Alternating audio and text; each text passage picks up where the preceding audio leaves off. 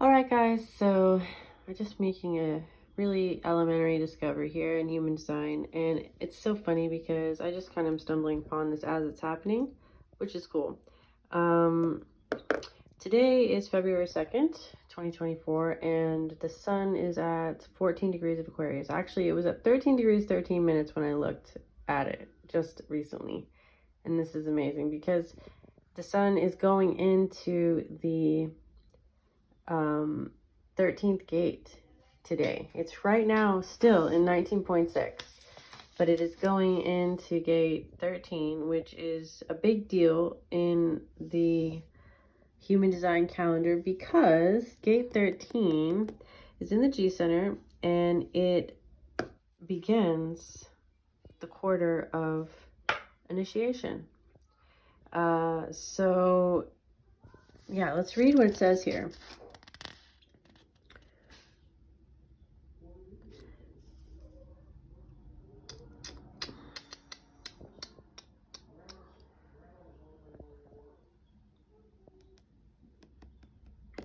All right, we've got the cross of the vessel of love and the cross of the Sphinx in the G center. These are going to be the cross of the Sphinx, which represents direction, is the second. With the separation and differentiation comes the need for a reference point from which to take our bearings, a point of comparison. If there were no differentiation of the self, there would be no direction and no need for us to have one. If all is one, there is nowhere to go. 3 of the 4 gates of the cross of the Sphinx operate like perspectives that point us toward the past, the present, or the future. The 4th gate is the driver. Ooh. The driver can look at its place in the now, 1. It can look back, gate 13, or it can look ahead, gate 7. These same 4 gates are also called role gates, and our role in life is lived out according to the correctness of our geometry and our direction. This is fantastic. The complex and fascinating mathematics, beauty, and symmetry of these 2 crosses are explored in greater detail in advanced courses, but note here how the cross of the vessel of love encompasses the full cycle of life. Its 4 gates mark the beginning of each of the 4 seasons. The vernal spring equinox takes place when the sun enters the 25th gate. The summer solstice is celebrated when the sun enters the 15th gate. The autumnal equinox is when it's the 46th. And the winter solstice, the shortest day of the year, begins with the sun in the 10th gate. Very interesting. And these are today is Groundhog Day. It's you might say a cross quarter day, and I don't know. And then the Earth is in 7, which begins. So we're looking both. We can look both behind us and in front of us today. With the Earth, what's grounding us is in front of us, and what's shining in the light is what's behind us in the 13th gate. Very interesting that the quarter of mutation ends with 19.6, which is about recluse, being like 19.1 is about interdependence, and it's about approach, and it's about it climaxes to sacrifice in line 5, and then in line 6 there's the recluse. It's like after all is said and done with the 19, they go back into their like reclusion in order to basically deal with everything that's happened. So it's interesting that the 19.6 then is looking to the 13.1, which I believe the keynote is empathy, but let's look it up. Which 13.1 is looking at the past, and it's the beginning of initiation quarter, which is very interesting. Fellowship of Man, the listener. Universal ideas and values in an ordered framework which inspire humanistic cooperation. Empathy, yes. The ability to relate and commune with everyone with equanimity. Harmony through affection. Venus is exalted here. A role of openness and listening to others with affection. Moon is in detriment, the politician kissing babies, and openness that is never free of motives. Okay, so these are some of the role gates. Yeah, interesting. Very interesting. So yeah, the role gates, we're going to talk about that more. They are set of 6 different gates that set up our role. These are the keynotes that define what it means to be like a 6-2, for example.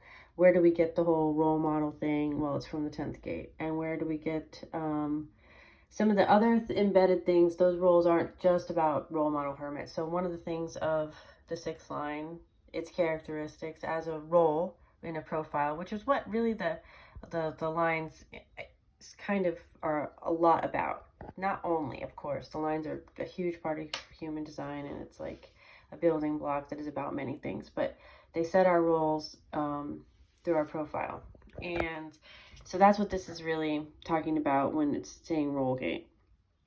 So part of the 6th line, part of being that role as a human, is this optimistic side of the 6th line, which is, okay, so the great thing about the role gates is that they're divided into by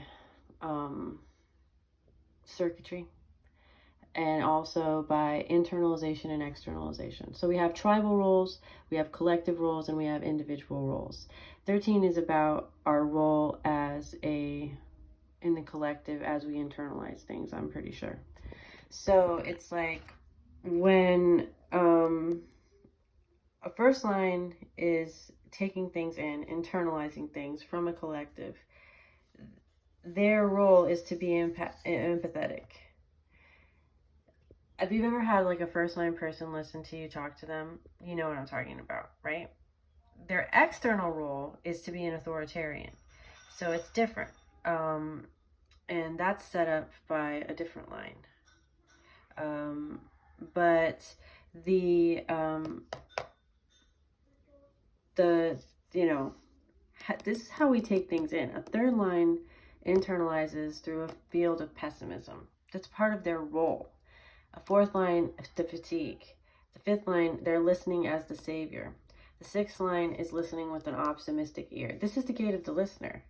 So it's like, how do we take things in from our collective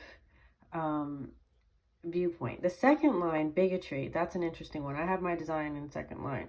So it's part of my role gate too. The risk always present that fellowship can only exist for a particular type, whether racial, religious, national, or intellectual. Tolerance at the least offensive manifestation is tolerance as the least offensive manifestation of bigotry, a role of openness through tolerance. Obsessive beliefs that the highest ideals cannot be embraced by the lowest forms, an extremely difficult position where even the highest ideals provide rationalization for hatred, a role of openness so narrow that there is practically no one worth listening to. Wow, this is about the 2nd line, and they're like, why they don't take so many calls. Bigotry is like having preconceived opinions about something that inform you. It's like contempt prior to investigation. So I feel this as somebody with the 2nd line, and it's not like people might imagine in the sense of like truly like that it goes straight to like racial bigotry or something. It's like it's much greater than that. It's like there's only a few people worth listening to at all that know what the fuck they're talking about if you're a 2nd line. That's what you think, seriously. And it's based on your prior experiences, and it's based on experiences that you actually haven't had, but just assume will happen, you know, that you're pretty certain of. So, you could judge to say it's better to receive things through the 6th line as an optimist than as a 2nd line bigot. But actually to have those both in combination is pretty interesting too, because it's protective. Just as is the 3rd line pessimism, which is also paired with 6th line optimism, either in a 6-3 or a 3-6. And a fatigue also helps for it's like none of these things in themselves are good or bad exclusively. They are a filter, however. And it's correct for those lines to filter through that filtration. Think of one as like think of all the different ways that you can filter coffee. French press, gold filter, those pour over things, the paper filter, one of those other ones that is like, you know what I'm saying? There's a lot of different ways you can filter coffee, and it's totally different. it makes a difference. It's not totally different, but it makes a difference. And if you find yourself in one of these, recognizing yourself in one of these roles, like for example, the third line, pessimism, a belief that what is best can never be achieved. When they're here listening to what you have to say to them, I have a lot of people in my life with third lines. It's like, you know that they're not fucking having any faith in what you're saying whatsoever. But going through that gauntlet, a lack of trust that can only be transformed through concrete evidence, openness that is conditioned by suspicion and seeks evidence. It's part of what drives people to experiment and find out third line style whether or not it's correct. Pessimism exalted to an art form, whereas in art it may have an opposite effect. Satire, where the rightness of suspicion can inspire satire. They are funny. Third lines, very funny. That's why I forgive them for being such pessimists. Very interesting set of gates. Now let's look at the 7, which is where the Earth is. Yeah, I thought that maybe the 7 is where the exteriorization of our collective role comes in, and it is. So line 1, authoritarian. Gate 7, the army, the role of the self in interaction, the point of convergence, by design, the need for leadership to guide and order society. So this is where in the G Center we're looking to the future, and we're looking to how we're going to engage with collective, in what kind of role, what kind of mask. Ra talks about the masks that we wear, and this is our collective mask. So when the first line goes out the door, and when they get on YouTube and they're chatting around, they need to be an authoritarian. They need to be an authority, both enlightened or despotic, whatever, and despotic, that is able to guide others with a clear authority. Now, there's downsides, the capacity of the self to insist that its authority is best. Sure, we could have some of that first line bossiness that comes along with the authority. But it's actually kind of, usually you find a humility with the first line that doesn't really let it get too out of control with the bossiness. Okay, so should we look at some of these other keynotes just so you can understand, like, this is where a lot of these keywords are associated with the roles come from.